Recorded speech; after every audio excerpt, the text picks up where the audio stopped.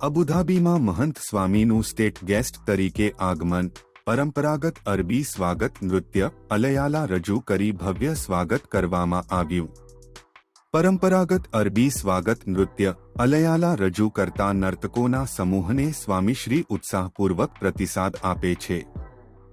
અબુધાબીમાં હિન્દુ મંદિરનું નિર્માણ પૂર્ણ થઈ ગયું છે.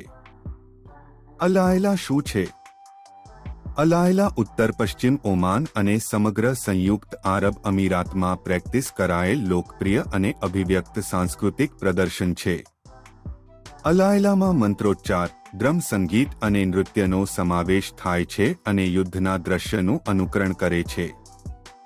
લગભગ 20 માણસોની બે પંક્તિઓ એકબીજાની સામે છે. પંક્તિઓ વચ્ચે સંગીતકારો મોટા અને નાના ડ્રમ, ખંજરી અને પિત્તળના ઝાંઝ વગાડે છે. પુરુષોની પંક્તિઓ ડ્રમના તાલ સાથે તેમના માથા અને લાકડીઓને સુમેળમાં ખસેડે છે અને કાવ્યાત્મક ગીતો ગાય છે, જ્યારે અન્ય કલાકારો તલવારો અથવા બંદૂકો સાથે પંક્તિઓની આસપાસ ફરે છે, જેને તેઓ ક્યારેક આકાશ તરફ ફેંકે છે અને પકડે છે. મેલોડીમાં અનિયમિત પુનરાવર્તિત પેટર્નમાં 7 સ્વર હોય છે અને ઉચ્ચારિત કવિતા પ્રસંગ અનુસાર બદલાય છે. કલાકારો વિવિધ પૃષ્ઠભૂમિ અને વય જૂથોમાંથી આવે છે. મુખ્ય કલાકાર સામાન્ય રીતે વારસાગત ભૂમિકા હોય છે. અલાયલા તમામ વય, લિંગ અને સામાજિક વર્ગોનો સમાવેશ કરે છે. અલાયલાને રમાં માનવતાના અમૂર્ત સાંસ્કૃતિક વારસાની યુનેસ્કોની પ્રતિનિધિ સૂચિમાં અંકિત કરવામાં આવ્યું હતું. કદાચ યુનાઇટેડ આરબ અમીરાતમાં સૌથી જાણીતું પરંપરાગત પ્રદર્શન અલયાલા એ પુરુષો અને છોકરાઓ દ્વારા અભિવ્યક્ત પરંપરાગત સાંસ્કૃતિક પ્રદર્શન છે. અલાયલાને રાષ્ટ્રીય રજાઓ અને રાજ્યના વડાઓ માટેના સ્વાગત સમારોહમાં કરવામાં આવે છે. યુનાઇટેડ આરબ અમીરાતની સંસ્કૃતિમાં ઊંડે જડિત અલાયલા બેદુઈન જીવનની નૈતિકતા અને બહાદુરીનું ઉદાહરણ આપે છે અને ગૌરવ અને સન્માનના મૂલ્યોને વધુ મજબૂત બનાવે છે. અમીરાતી સંસ્કૃતિના વારસા અને મૂલ્યોને પ્રતિબિંબિત કરે છે. અલાયલામાં 20 કે તેથી વધુ કલાકારોની બે પંક્તિઓ એક શૈલીયુક્ત યુદ્ધ દ્રશ્યમાં એકબીજાની સામે હોય છે, જેમાં તીર અથવા તલવારોનું પ્રતિનિધિત્વ કરતી પાતળી વાંસની વાંસ હોય છે. કલાકારોની દરેક હરોળ વિજય અથવા હાર સૂચવવા માટે તેમના માથા, ખભા, હાથ અને વાંસ વડે વૈકલ્પિક હલનચલન કરે છે. તેઓ શૌર્ય અને શૌર્યના વિષયોને આવરી લેતા નબતી કવિતા, પ્રાચીન બેદુઈન કવિતા માંથી ઘણી વખત શ્લોકની પંક્તિઓનો પણ ઉચ્ચાર કરે છે.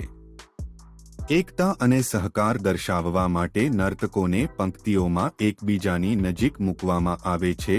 તેને 2014માં યુનેસ્કોની માનવતાના અમૂર્ત સાંસ્કૃતિક વારસાની પ્રતિનિધિ સૂચિમાં ઉમેરવામાં આવ્યું.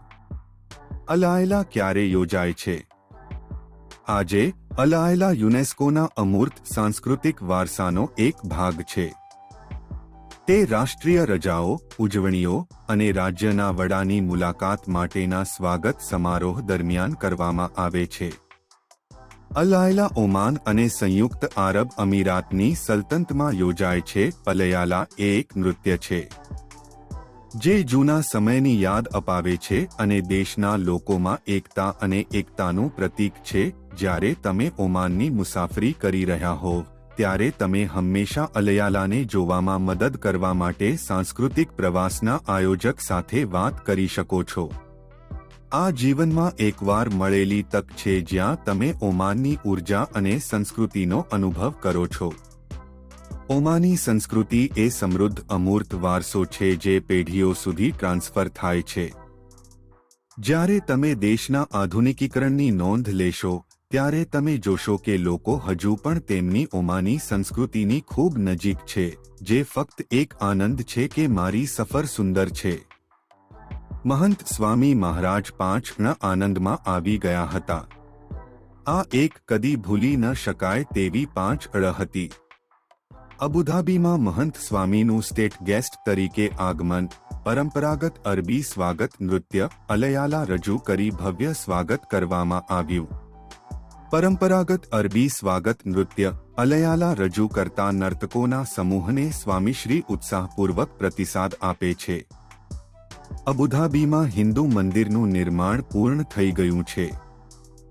અબુધાબીમાં હિન્દુ મંદિરનું નિર્માણ લોકોને ખૂબ જ ઉત્સાહિત કરી રહ્યું છે. આ મંદિરની દુનિયાભરમાં ખૂબ ચર્ચા થઈ રહી છે. મંદિરના આર્ટવર્કની દુનિયાભરમાં ખૂબ ચર્ચા થઈ રહી છે. અબુધાબીમાં બનેલું આ હિન્દુ મંદિર એશિયાનું સૌથી મોટું મંદિર છે. તેને બનાવવામાં 18 લાખ ઈંટોનો ઉપયોગ કરવામાં આવ્યો છે.